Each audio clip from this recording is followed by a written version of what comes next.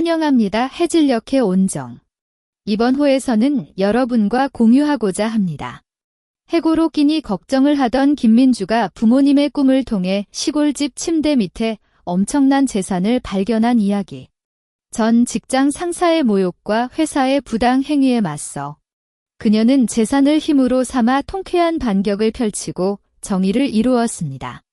이후 꿈꿨던 카페를 오픈하며 행복한 삶을 찾았고 부모님의 은혜를 기억하며 따뜻한 마음으로 사람들과 소통하는 모습이 감동적입니다.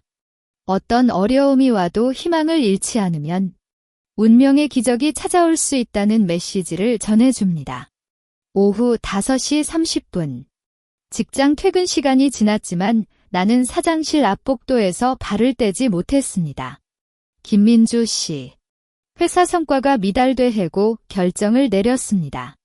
인사팀장의 차갑고 메마른 목소리가 아직 귀를 울립니다. 3년간 애써 일한 회사에서 아무런 감사도 없이 쫓겨나는 건 마치 추운 비가 얼굴에 쏟아지는 것 같았습니다. 지갑 속에는 이번 달 임차료도 모자란 30만 원이 남아있을 뿐 다음 달 끼니조차 걱정되는 상황이었습니다. 집으로 돌아가는 지하철에서 눈물이 참을 수 없었습니다. 어머니와 아버지는 작년 교통사고로 갑자기 떠나셨습니다. 그동안 시골집은 잠겨두고 서울에서 홀로 살았는데 이제 혼자 어떻게 살아갈지 몰라 공포감이 밀려왔습니다. 집에 돌아오니 빈털터리 방이 더욱 쓸쓸했습니다. 밥도 먹을 마음이 없이 침대에 누웠지만 걱정이 가득해서 눈을 감을 수 없었습니다. 새벽녘. 드디어 졸음이 찾아왔습니다. 그곳에서 아버지와 어머니가 웃으며 나타나셨습니다. 민주아, 아파하지 마. 어머니의 부드러운 손이 머리를 쓰다듬었습니다. 시골집 우리 방 침대 밑 뒤져봐. 거기에 내가 필요한 게 있어? 아버지가 진지하게 말하셨습니다. 아버지, 어머니, 나는 달려가 안고 싶었지만 그들은 점차 희미해지며 사라졌습니다. 깜짝이야.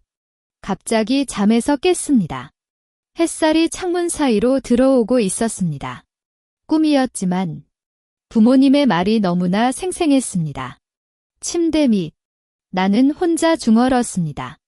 시골집은 3시간 거리에 있고 평소에는 잘 가지 않지만 이번 꿈이 너무 신기했습니다.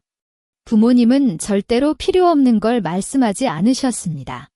아마도 그곳에 아무것도 없을지라도 그냥 부모님의 추억을 찾아가는 것이라도 좋겠다는 생각이 들었습니다.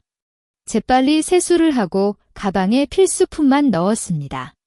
지하철과 버스를 갈아타며 시골로 향했는데 가는 길마다 꿈속 장면이 떠올랐습니다. 어머니가 만드시는 김치찌개 맛, 아버지가 나에게 가르쳐 주신 낚시법, 눈물이 또 주룩 떨어졌습니다. 드디어 시골집에 도착했는데 오랫동안 문을 잠가뒀더니 마당에 잡초가 무성하게 자랐습니다. 열쇠로 문을 열자먼지 냄새가 코를 찔렀습니다. 어머니, 아버지, 나왔어요. 혼자 중얼리며 안으로 들어갔습니다. 우리 방은 그대로 유지되어 있었습니다. 침대는 아버지와 어머니가 사용하셨던 오래된 나무 침대였습니다. 나는 긴장하며 침대를 살펴보았습니다. 침대 밑은 좁고 어둡지만 꿈속 아버지의 말이 계속해서 귀에 걸렸습니다. 다리에 힘을 주고 침대를 살짝 들어 올렸습니다. 그랬더니 침대 밑 구석에 먼지 쌓인 나무 상자가 보였습니다. 나는 손이 떨리는 걸 참지 못했습니다. 침대를 더 높이 들어 올리려다가 팔이 약해져 살짝 내려왔고 나무 상자의 표면이 바닥에 닿아 툭하는 소리가 났습니다. 먼지가 공중에 날려 코를 간지럽히자 콧물이 차올랐지만 지금은 그런 걸 신경 쓸 겨를이 없었습니다. 팔꿈치를 바닥에 대고 몸을 낮추고 손으로 상자의 손잡이를 잡았습니다. 문서 상자는 생각보다 무거웠다. 나무 재질이 단단해 보이고 표면에는 어머니가 좋아하셨던 국화 문양이 새겨져 있었는데 먼지 때문에 그 디테일이 잘 보이지 않았다. 어머니, 이 상자 아시는 건가요? 혼자 중얼리며 상자를 끌어당겼다. 바닥과 마찰이 생겨 끄르릉하는 소리가 시끄러웠지만 심장이 터질 것 같을 만큼 긴장해서 주변 소리조차 크게 느껴지지 않았다. 상자를 방 한가운데로 옮기고 옷소매로 표면의 먼지를 털었다. 갈색 나무 상자는 오래되었지만 금속 장식 부분이 아직 반짝였다. 상자를 열려고 손잡이를 돌렸는데 잠금이 걸려 있었다. 아, 잠금이. 속이 조였다. 하지만 꿈에서 부모님께 받은 메시지가 분명했기 때문에 포기할 수 없었다. 주머니에 있는 열쇠고리를 뒤져보니 어머니가 예전에 나에게 주셨던 작은 열쇠가 있었다. 그 열쇠는 평소에는 그냥 보관만 했는데 지금은 마치 운명처럼 손에 들어왔다. 열쇠를 잠금 구멍에 꽂고 살짝 돌렸다. 딸깍하는 은은한 소리와 함께 잠금이 풀렸다. 심장이 쿵쿵 뛰는 소리가 귀에 또렷이 들렸다. 나는 깊은 호흡을 한 번 하고 상자의 뚜껑을 천천히 열었다. 상자 안에는 검은색 비단천이 깔려 있었다. 먼저 손을 대보니 비단천 아래 둥근 단단한 물건이 느껴졌다. 비단천을 살짝 걷어내자 금빛이 눈을 찔렸다. 햇살이 창문을 통해 들어와 비친 탓에 그 안에 있는 금괴들이 반짝였다. 금괴는 총 6개였고 각각 손바닥 크기였다. 그 옆에는 어머니가 즐겨 입으셨던 것으로 기억나는 진주 귀걸이, 금 목걸이, 그리고 여러 가지 보석 장신구들이 담겨 있었다. 어머니의 보물이었나? 눈물이 새어나왔다. 하지만 이것이 전부는 아니었다. 금괴와 주얼리 아래에는 두꺼운 종이봉투들이 쌓여 있었다. 나는 종이봉투를 하나씩 꺼냈다. 첫 번째 봉투에는 현금이 꽉 차 있었다. 5만 원짜리 지폐들이 꼬리에 꼬인 채로 담겨 있었고 대략 세어보니 100장이 넘어갔다. 500만 원. 입을 벌렸다. 두 번째 봉투를 열었을 때 정말로 충격을 받았다. 그 안에는 증권과 예금 통장이었다. 주식증권은 대형 기업의 것이었고 수량이 적지 않았다. 예금 통장에는 7억 5천만 원이라는 금액이 적혀 있었다. 세 번째 봉투에는 부동산 등기부 등본이 들어 있었는데 시골 땅 외에도 서울 강남구에 작은 건물이 등록되어 있었다. 나는 상자 속 물건들을 하나씩 확인하며 손이 떨렸다. 부모님은 평생 시골에서 평범하게 사셨어. 아버지는 농부였고 어머니는 마을에서 간단한 장사를 하셨는데 어떻게 이렇게 많은 재산을 모으셨는지 이해가 안 됐다. 하지만 이 모든 것이 눈앞에 펼쳐져 있었고 거짓이 아니었다. 상자를 다시 닫고 몸을 의자에 내려앉았다. 해고로 인한 걱정이 갑자기 사라졌고 대신 황홀한 감정이 머리를 뒤덮었다. 어머니, 아버지, 감사합니다. 눈물을 닦으며 속으로 속삭였다. 이제 다음 할 일을 생각했다. 먼저 이 재산을 안전하게 관리해야 했고, 그리고 전 직장에서 받았던 억울함을 풀어야 했다.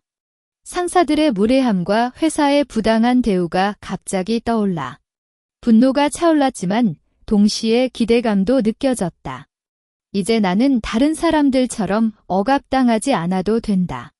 충분한 재산이 있으니 원하는 대로 살 수 있다. 나는 상자를 안전한 곳에 숨기고 시골집을 나섰다. 서울로 돌아가는 길에서 전 직장 상사인 이민식을 만났을 때 어떻게 대할지 상상했다. 그가 나를 비웃었을 때 내가 어떻게 그를 당황시킬지 상상하며 입가에 미소가 떴다. 이제는 내 차례였다. 서울로 돌아오는 버스에서 나는 상자 속의 증권과 통장을 다시 꺼내 확인했다. 예금 통장의 금액을 세 자리씩 끊어 읽어도 믿을 수 없었다. 7억 5천만 원 비 돈으로 평생 걱정 없이 살 수 있을 뿐만 아니라 내가 항상 꿈꿨던 카페 사업도 시작할 수 있었다. 주식 증권을 보니 현재 시가로 환산하면 적어도 3억 원 이상이 될 것 같았다. 강남구의 건물은 옛날 건물이지만 위치가 좋아 매매가나 임대 수익도 꽤 될 거라고 생각했다. 금괴와 주얼리들은 보험에 맡겨야겠다고 마음속에 정리했다. 버스가 서울 시내에 들어서자 나는 은행으로 갈 생각을 했다. 하지만 먼저 배가 고파졌다. 해고 후 아무것도 먹지 않았기 때문에 속이 괭렬했다. 버스 정류장 근처에 있는 깨끗해 보이는 카페에 들어갔다. 아메리카노와 치즈 토스트 주세요.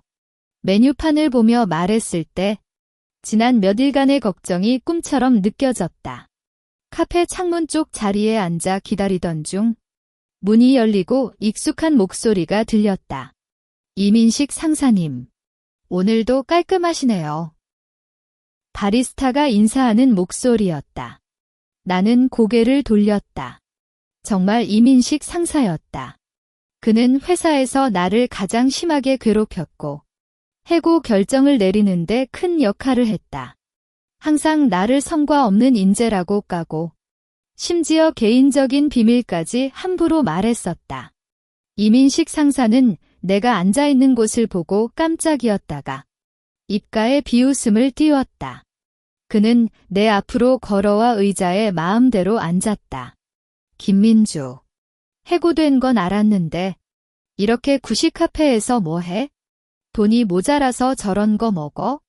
그의 목소리는 매우 무례했다. 주변 손님들이 우리를 쳐다보았다. 상사님, 이 자리에 사람이... 나는 부드럽게 말하려 했지만 이민식 상사는 그 말을 가로챘다. 뭐, 이 자리가 너의 건데? 해고된 사람이 뭔 권리가 있어? 그래도 내가 3년 동안 헛된 일만 해놨어도 나 때문에 살았잖아. 이제 구직 좀 열심히 해봐. 아니면 편의점 알바라도 구해라. 그가 웃으며 말할수록 내 얼굴이 뜨거워졌다. 하지만 이제는 예전의 나가 아니다. 나는 심호흡을 하고 이민식 상사에게 차분하게 말했다. 상사님, 음식은 맛있어요. 그리고 제가 지금 먹는 것보다 훨씬 값비싼 걸 곧 사 먹을 수 있어요. 이민식 상사는 눈을 크게 뜨고 나를 쳐다보았다. 뭐, 내가 뭐라고? 해고된 뒤 미쳐버렸어? 돈이 어디서 나올 건데? 그는 크게 웃었다. 나는 아무 말도 하지 않고 지갑에서 예금 통장을 꺼냈다. 통장 표면에는 은행 로고와 함께 VIP 고객이라는 글자가 새겨져 있었다. 나는 통장을 이민식 상사에게 살짝 보여주고 다시 넣었다. 상사님, 세상에는 모르는 게 많아요. 제가 앞으로 할 일이 많아서 여기서 오래 있을 수 없어요. 이민식 상사의 웃음이 갑자기 멈췄다. 그는 내 눈을 똑바로 쳐다보며 내가 말한 걸 진지하게 받아들였다. VIP, 너는... 그가 말을 더듬는 동안 카페 직원이 내 주문한 아메리카노와 치즈 토스트를 가져왔다. 나는 카드로 결제했고 이민식 상사를 뒤로 두고 카페를 나갔다. 문을 열고 나갈 때 뒤에서 이민식 상사의 혼란스러운 목소리가 들렸다. 기다려. 김민주, 너 진짜 뭐야? 하지만 나는 돌아보지 않았다. 햇살이 눈부셨고 심장이 기분 좋게 뛰었다. 이것이 첫 번째 통쾌한 순간이었다. 하지만 이것만으로는 충분하지 않았다. 이민식 상사와 그가 일하는 회사는 내가 받은 억울함을 갚아야 할 대상이었다. 나는 은행으로 향했다. 이제 재산을 안전하게 관리하고 다음 단계를 준비해야 했다. 전 직장에서 겪었던 모든 것에 대한 복수다니 정의를 내리기 위해 은행 VIP 라운지에서 편안한 소파에 앉아 담당 매니저가 차분히 재산을 정리해주는 모습을 보았다. 예금 통장의 금액은 실제로 7억 5천만 원이었고 주식증권은 시가로 환산하면 3억 2천만 원에 달했다. 강남구에 등록된 건물은 2층짜리 오래된 상가인데 현재 월세로 300만 원을 받고 있었다. 김민주 씨, 이 모든 자산을 통합 관리하시겠습니까? 또는 별도 계좌로 분리하시겠어요? 매니저의 예의 바른 말에 나는 고개를 끄덕였다. 통합 관리해주세요.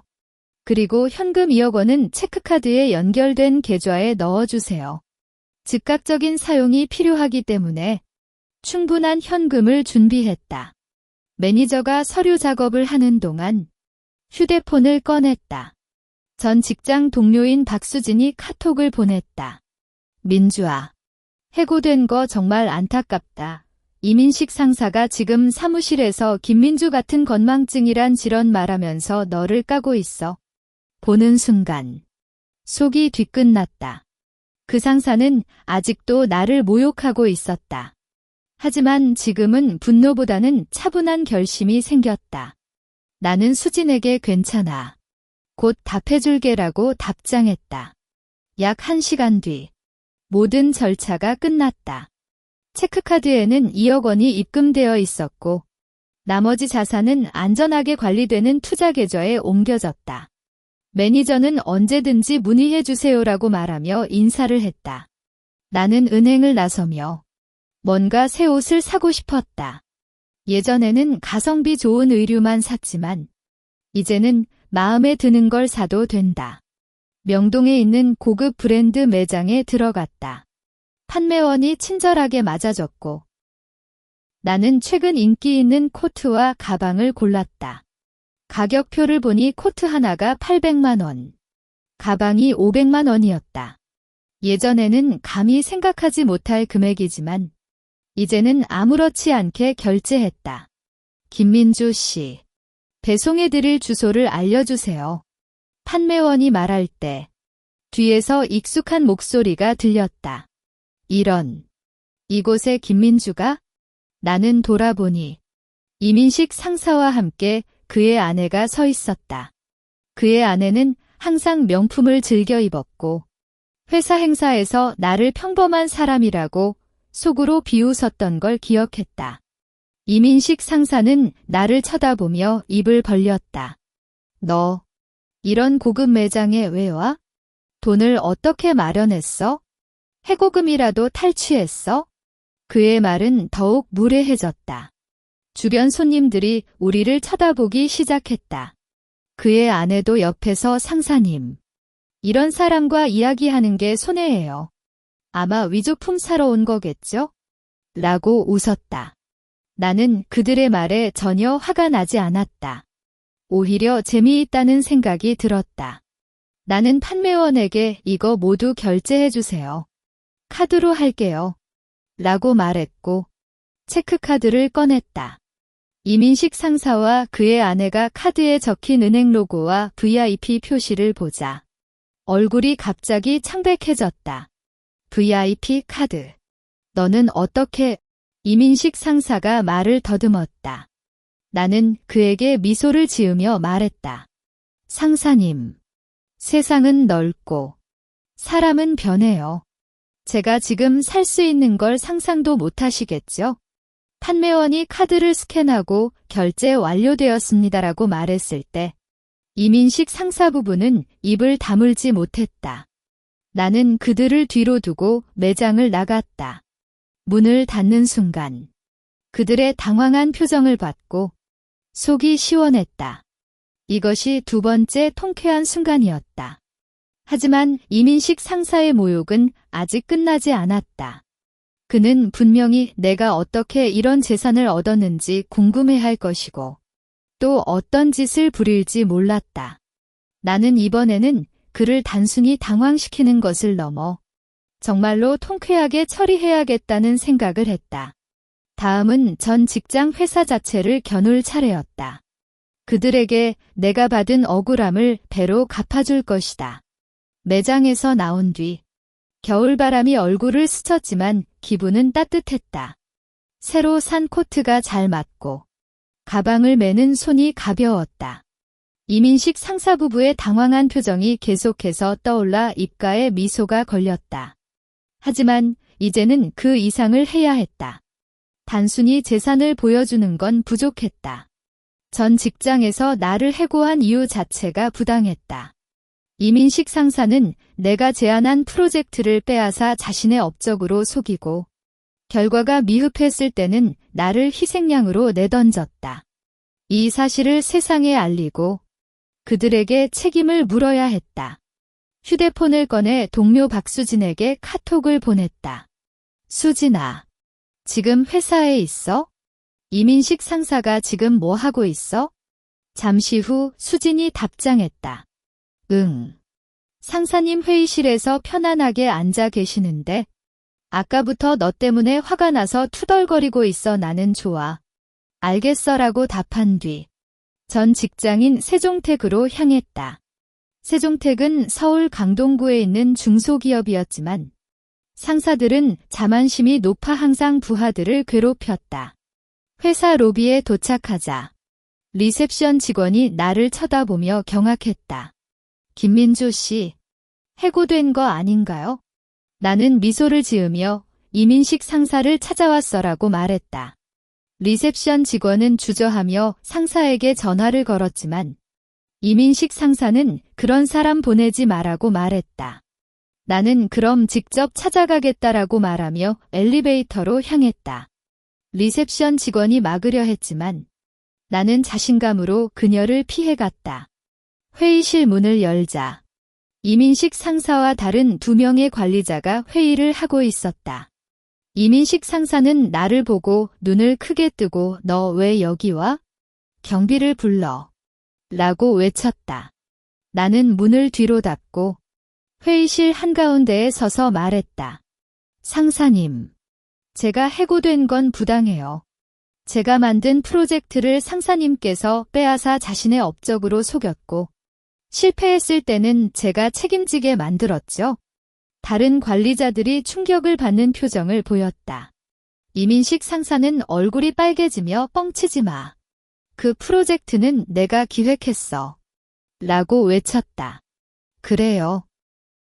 그럼 프로젝트 초안 작성 일자가 언제고 핵심 아이디어는 어떤 건지 설명해 주세요. 나는 차분하게 물었다. 이민식 상사는 말을 더듬기 시작했다. 그는 프로젝트 초안을 보지도 않았고 핵심 아이디어도 모르기 때문이었다. 모르시죠? 그래서 부당해요. 나는 휴대폰을 꺼냈다. 속에는 프로젝트 초안 파일.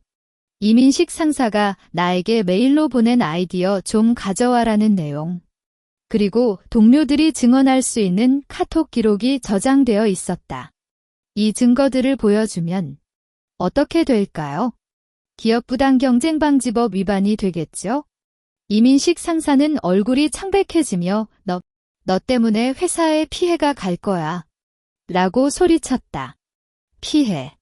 제가 3년 동안 이 회사에서 애써 일했는데 받은 건 해고 통지와 모욕뿐이었어요. 나는 걸음을 더 앞으로 나가며 말했다. 오늘 여기 왔건데 2가지 요구가 있어요. 첫째, 이민식 상사가 사직서를 내고 제게 공식적으로 사과하세요. 둘째, 회사에서 제게 부당해고에 대한 배상금을 지불하세요. 그렇지 않으면 이 증거들을 검찰에 제출하고 기사로 내보내겠어요. 회의실 안이 온통 고요해졌다. 다른 관리자들은 서로 눈을 맞추며 당황했다. 이민식 상사는 손을 떨리며 너 때문에 라고 말하지만 이제는 아무 힘도 없었다. 나는 내일까지 답변해 주세요. 그렇지 않으면 제가 할 일을 할게요. 라고 말하며 회의실을 나갔다. 회사 로비를 지나갈 때 많은 직원들이 나를 쳐다봤다.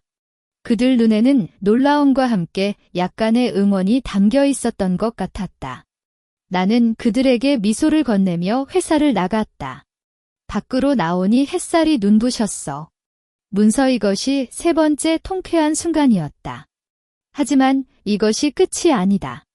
이민식 상사와 세종택이 쉽게 굴복하지 않을 거라고 생각했다. 그래서 다음 단계를 준비해야 했다. 누군가의 도움이 필요했고 그때 갑자기 생각이 났다. 경쟁사인 한국테크 대표님을 만나볼 수 있지 않을까? 세종택에서 나온 뒤 카페에 들어가 휴식을 취했다. 한국테크는 세종택보다 규모가 큰 기업이었고 제품 경쟁력도 뛰어났다. 예전에 강연회에서 한국테크 대표인 박정훈 씨를 본 적이 있었다. 그는 젊고 진취적인 분위기를 풍기고 있었고 부하들에게도 인정받는 리더였다.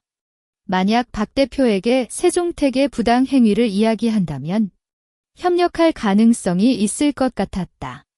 적어도 세종택을 겨누는 입장에서 도움을 줄 수 있을 거라고 생각했다. 휴대폰으로 한국테크 사이트를 찾아보니 박 대표의 전자우편 주소가 공개되어 있었다.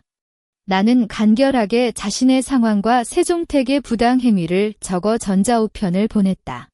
박정훈 대표님, 안녕하세요. 전 세종택에서 해고된 김민주입니다. 세종택이 과제 탈취와 부당 해고를 저질렀고 이를 제보하고 싶습니다. 혹시 만나서 이야기 나눌 시간이 있으시면 감사하겠습니다. 전자우편을 보낸 뒤 기대와 긴장이 뒤섞인 감정을 느꼈다. 벌써 저녁이 되었어. 시골집에서 가져온 금괴와 보석을 보험사에 맡겨야겠다고 생각하며 가까운 보험사 지점으로 갔다. 보험사 직원이 금괴와 보석을 검사한 뒤 깜짝이었다. 김민주 씨, 이 금괴는 순금이고 보석도 고급 상표 제품입니다. 총 가치가 약 2억 5천만 원 정도 됩니다. 나는 감탄했다. 부모님은 정말로 평범해 보이셨어도 모르는 사이에 이렇게 큰 재산을 모으셨다. 안전하게 보관해 주세요. 라고 말하며 보험 계약을 맺었다. 집으로 돌아가는 길에 휴대폰이 울렸다. 한국테크 박 대표의 전자우편 회신이 왔다. 김민주 씨, 전자우편 잘 봤습니다. 세종택의 부당 행위에 관심이 있습니다. 내일 오후 2시에 한국테크 회의실에서 만나 이야기 나눠보시겠어요? 기대보다 훨씬 빨리 회신이 왔고 기분이 들떴다. 이제 세종택에 대한 공격이 한층 강력해질 수 있겠다. 다음 날 오후 1시 30분. 한국테크에 도착했다. 건물이 세종택보다 훨씬 멋지고 규모가 컸다. 접수처 직원에게 알리자 박 대표의 비서가 곧 나와 김민주 씨, 이쪽으로 와주세요라고 인사했다. 회의실로 안내받자 박정훈 대표가 이미 기다리고 있었다. 그는 젊고 매력적인 외모를 가지고 있었고 손을 내밀며 김민주 씨, 반갑습니다. 세종택에 대한 이야기 들어보고 싶어요. 라고 말했다. 나는 편안하게 앉아 세종택에서 겪은 일을 모두 이야기했다. 이민식 상사가 과제를 탈취한 것, 부당 해고를 한 것, 그리고 동료들에게도 폭력적인 언행을 자주 했다는 점까지 자세히 말했다. 박 대표는 경청하며 가끔 고개를 끄덕였다. 정말 안타깝네요. 세종택은 우리 회사와 경쟁 관계에 있지만 이런 부당한 행위는 용납할 수 없어요. 그는 진지하게 말했다.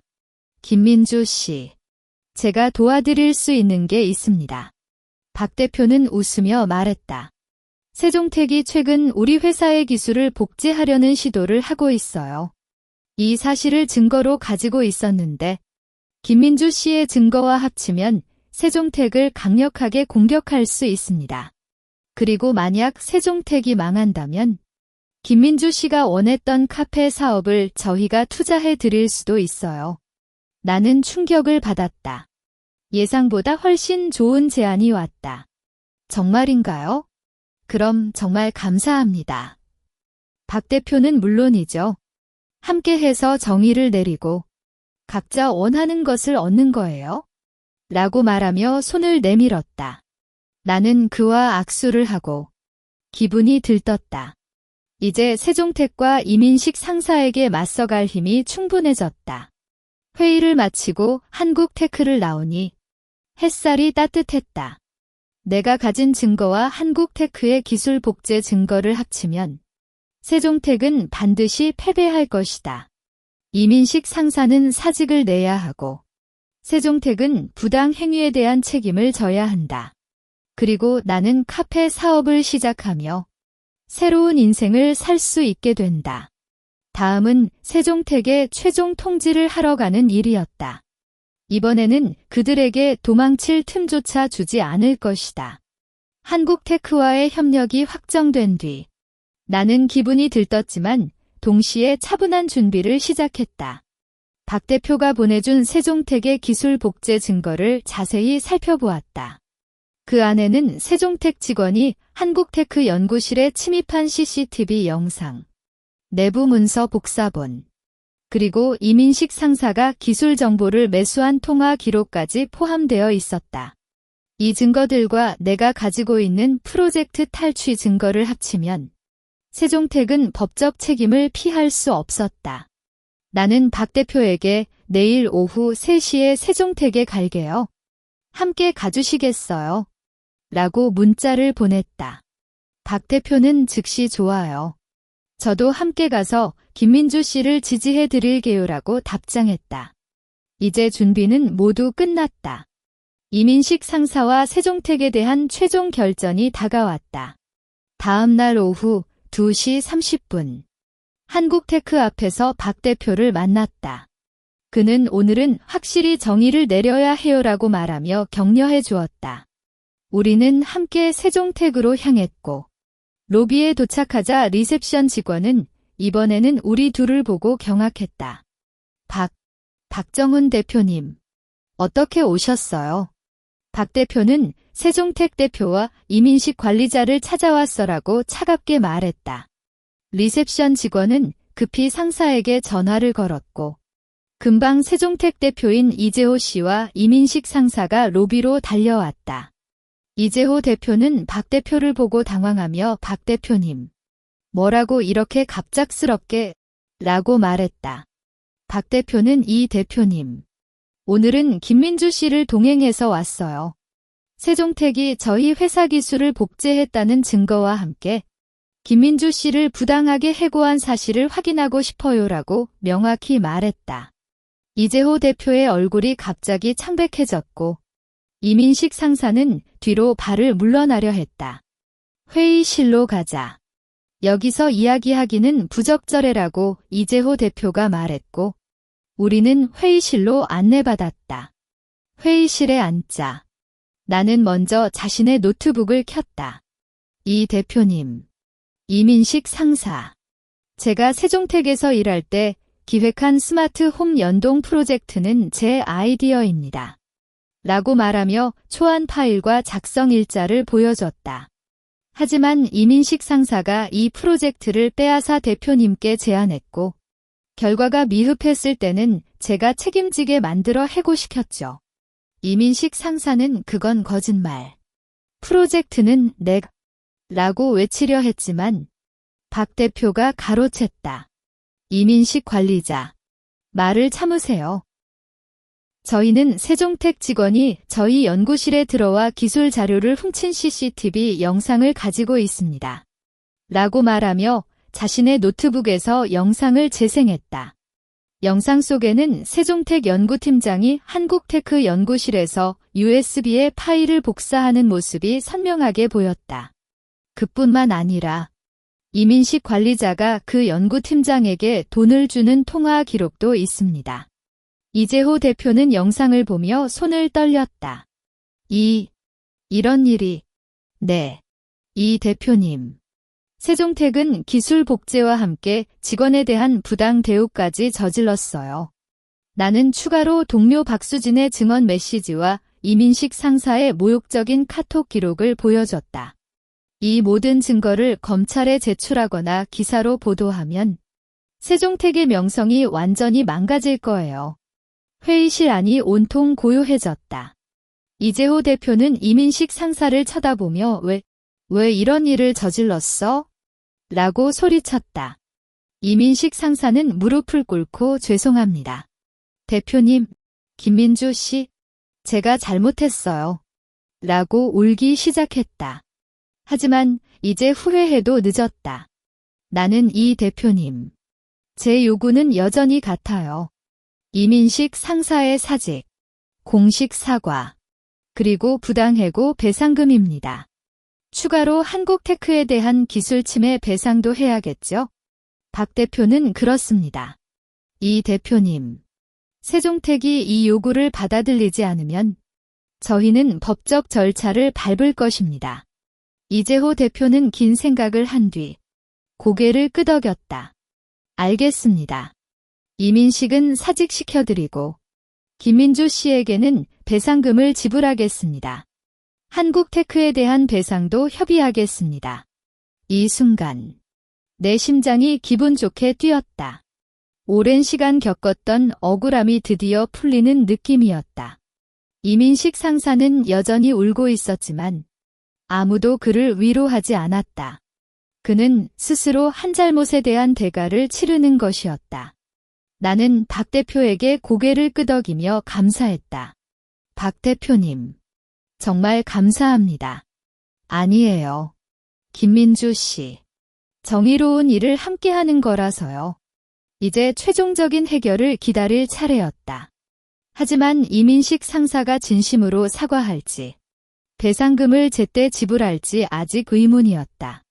그래서 다음 단계는 이 모든 약속을 서면으로 받고 공식적인 절차를 밟는 것이었다.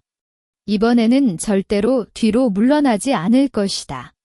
이재호 대표의 동의를 얻은 뒤 회의실의 긴장감은 여전히 풀리지 않았다. 이민식 상사는 무릎을 꿇고 고개를 숙인 채 떨렸지만 나는 그에게 연민을 느끼지 못했다. 3년간의 무례한 대우와 프로젝트 탈취, 해고 뒤의 걱정들이 아직 생생했기 때문이다.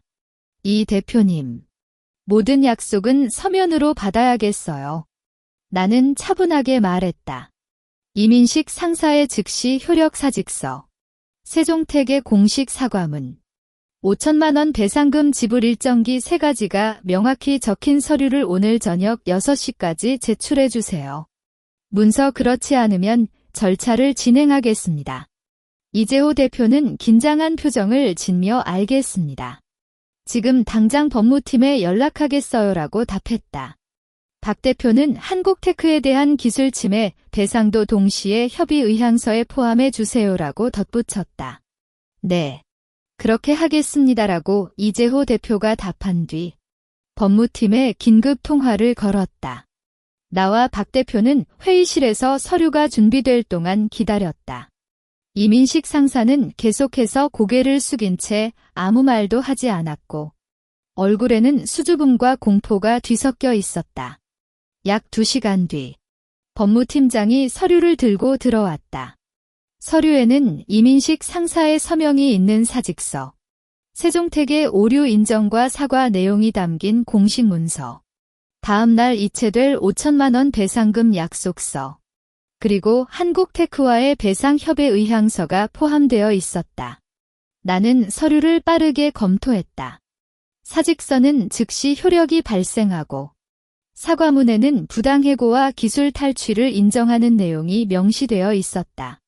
이민식 상사, 이 사직서가 본인의 의사인가요?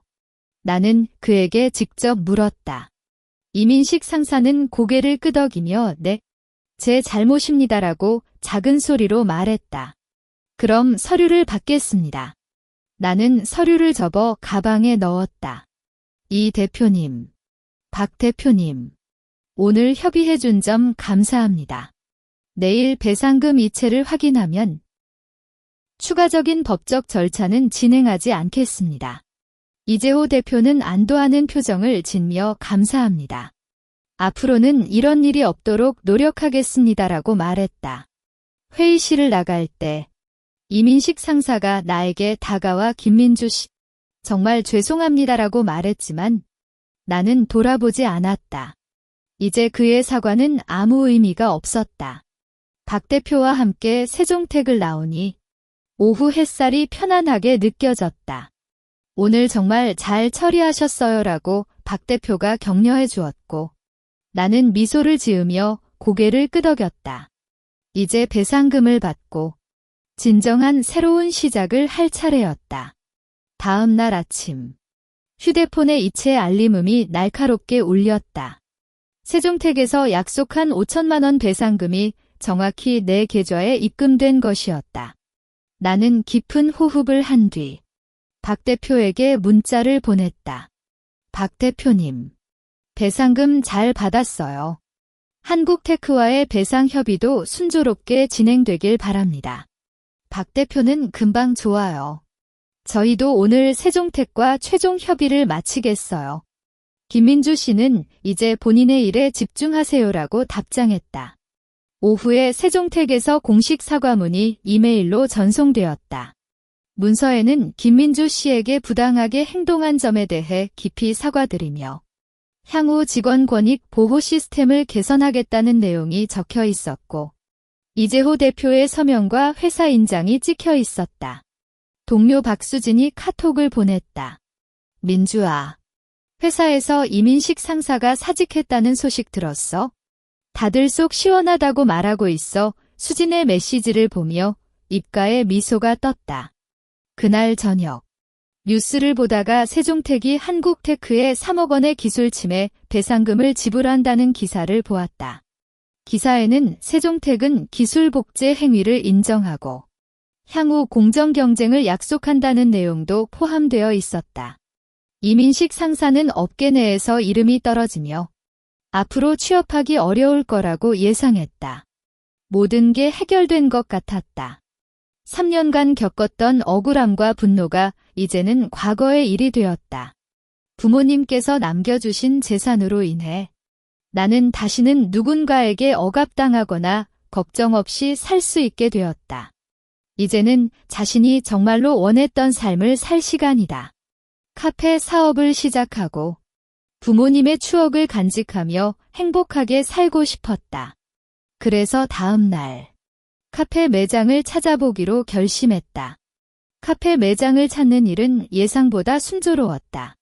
부모님께서 사랑하셨던 시골 근처 서울 남산 하단에 햇살이 잘 드는 건물을 발견했다. 창문이 넓고 마당도 있어 부모님께서 즐겨 하셨던 국화를 심고 싶었다.